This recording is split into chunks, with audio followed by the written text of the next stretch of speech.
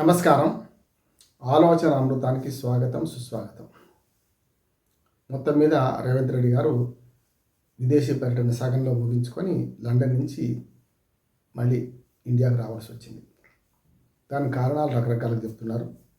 ఒకటి, అమెరికాకు పర్యటనకు వారికి అవకాశం ఇవ్వకుండా అనుమతి నిరాకరించింది కేంద్ర ప్రభుత్వం. దానికి కేంద్ర విదేశీ వ్యవహారాల శాఖ కార్యదర్శి జైస్వాల్ గారు వివరణ ఇచ్చారేమనంటే, అమెరికాలో వారు సరైన విధంగా టూర్ ప్లాన్ ఏందో తెలియదు, తెలిసిన దాన్ని బట్టి మనకు వారి ముఖ్యమంత్రి స్థాయి అధికారిక పర్యటన కాదనిపించింది, అందుకని మేము అనుమతిస్తారేమో, అందుకని వెనక్కి రమ్మన్నాం, లండన్ దాకా ఇచ్చినాం, తర్వాత వెనక్కి రమ్మన్నామని జైస్వాల్ చెప్తున్నారు. ఇవాళ ముఖ్యమంత్రి గారు తిరిగి వచ్చిన తర్వాత విదేశీ గడ్డ మీద మాట్లాడద్దు అనుకున్నాను, కనుక విదేశీ గడ్డ మీద మాట్లాడి చూసినావా, భారతదేశానికి వ్యతిరేకంగా, మోడీకి వ్యతిరేకంగా విదేశాలకు పోయి కాంగ్రెస్ వాళ్ళు మాట్లాడుతున్నారని విమర్శ చేస్తున్నారు అని పరోక్షంగా రాహుల్ గాంధీ అన్నట్టే. రాహుల్ గాంధీ అదే పని చేసింది కదా, ఇండియాలో ప్రజాస్వామ్యం లేదని, ఇండియా పనికిరాని దేశమని, మోడీ పనికిరాని వాడని రకరకాల మాట్లాడింది కదా. విదేశాలకు పోయినప్పుడల్లా మన భారతదేశాన్ని కించపరచొద్దని దాంతో నేను ఇక్కడికి వచ్చి మాట్లాడుతున్నా అన్నాడు. ఆయన రెండు వ్యవహారాలు అంటున్నాడు. తెలంగాణ రాష్ట్ర ప్రభుత్వం టూర్ ప్లాన్ చేసింది, కేంద్ర రాష్ట్ర ప్రభుత్వం దాన్ని వద్దన్నది. ఈ రెండు ప్రభుత్వాలే కదా.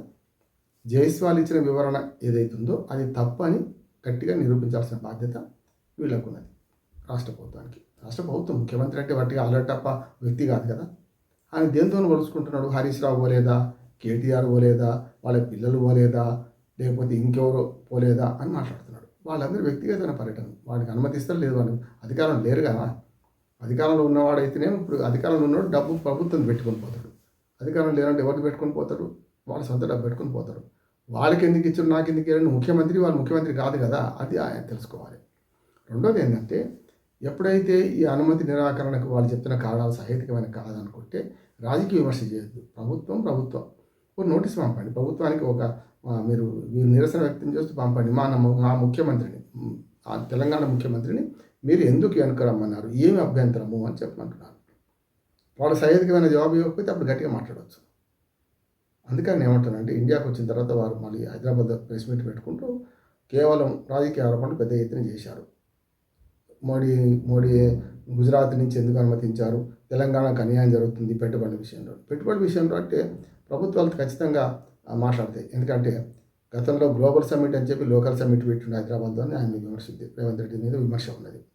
అట్లాగే మీరు అక్కడికి పోయి గతంలో 5,70,000 కోట్ల రూపాయలు తీసుకొస్తాం పెట్టుబడులను పోయిన సంవత్సరం గ్లోబల్ సమ్మిట్ చెప్పింది కదా, 57,000 కోట్ల రూపాయలు కూడా ఎందుకు రాలేదు అనే మాట కూడా వస్తున్నది. చారణ కోడికి బారణ మసాలన ఇవాళ ఒక రేవంత్ రెడ్డి అంటలేను నేను.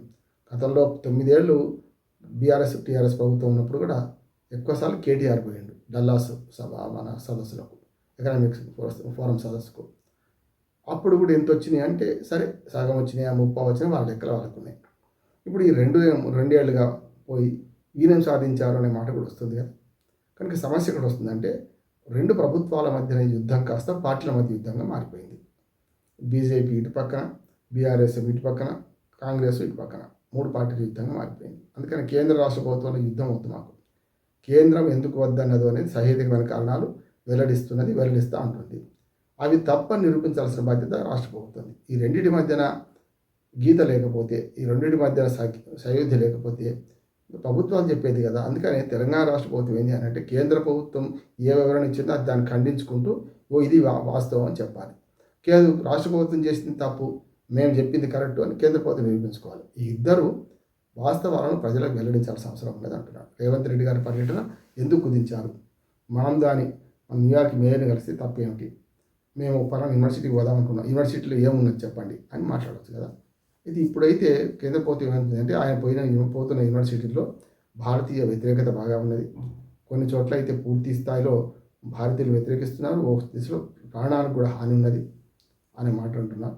మన భారత స్వాతంత్ర దినోత్సవం కూడా మరి న్యూయార్క్ మేయర్ జరుపుతలేడు, పాకిస్తాన్ స్వాతంత్ర దినోత్సవం జరిపిండు, కానీ మన భారత స్వాతంత్ర దినోత్సవం అధికారికంగా జరపలేదు. అమెరికాలో కొన్ని రాష్ట్రాలు పాటించినా కూడా. అందుకని మన దేశ వ్యతిరేక కదా, ఆయన కలిస్తే ఏమొస్తుంది? ఇట్లా రకరకాల ఆరోపణలు బీజేపీ చేస్తుంది. కేంద్ర ప్రభుత్వం దానిలో పోతలేదు, కానీ కేంద్ర ప్రభుత్వం సాంకేతిక కారణాలు చెప్తుంది. సాంకేతిక కారణాలు, రాజకీయ కారణాలు కలిపి ఒక కంక్లూజన్ రావాల్సిన అవసరం ఉంది అంటున్నాను. అందుకని ఇది ఇక్కడితో ముగించకుండా ఆయన పర్యటన ఎందుకు సగంలో వచ్చింది, ఎందుకు అని ప్రభుత్వం కేంద్ర ప్రభుత్వం వివరణ ఇవ్వాలి. ఇది కరెక్ట్ కాదని నిరూపించుకోవాల్సిన బాధ్యత రాష్ట్ర ప్రభుత్వం. ఈ ఇద్దరి మధ్యన ప్రభుత్వాలు కనుక పార్టీల పంచాయతీ కాకుండా ప్రభుత్వాలు ఏం చేసినాయి చూస్తే మంచిదని నా ఉద్దేశం. నమస్కారం.